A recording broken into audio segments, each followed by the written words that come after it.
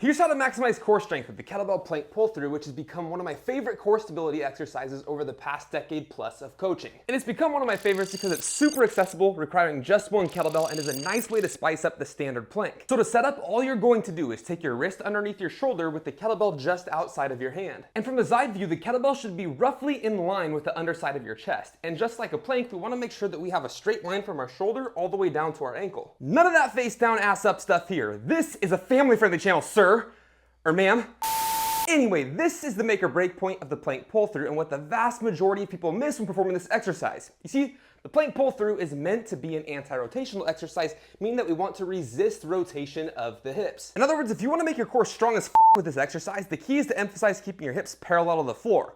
All too often, I see people ego lifting and using weights far too heavy on this exercise, which makes their hips rotate like this. And all that hip movement does the opposite of training core stability. It trains really poor rotational core strength, meaning you are leaving all sorts of strength gains on the table. So if you really want to maximize the core stability benefits of the plank pull-through, make sure that you keep your hips squared up to the floor while you drag the kettlebell towards the opposite side, which will engage your obliques like crazy when done correctly. Just keep in mind, the stickier the surface you are dragging the kettlebell across, like this rubber floor for instance versus turf, the harder this exercise is going to be, which means the weight that you choose can vary quite a bit from surface to surface. Aside from that though, you have complete control over how hard you want to make this exercise by simply widening or narrowing your stance, because a wider stance naturally provides more stability, which makes it easier to keep your hips parallel to the floor, whereas a more narrow stance makes it more challenging to keep your hips squared up. So whether you are a beginner or advanced, you're able to find a variation that is challenging for you. So give it a shot. Let me know how it goes for you in the comments below. And if you're looking for more kettlebell technique tutorials to take your functional strength and fat loss goals to the next level,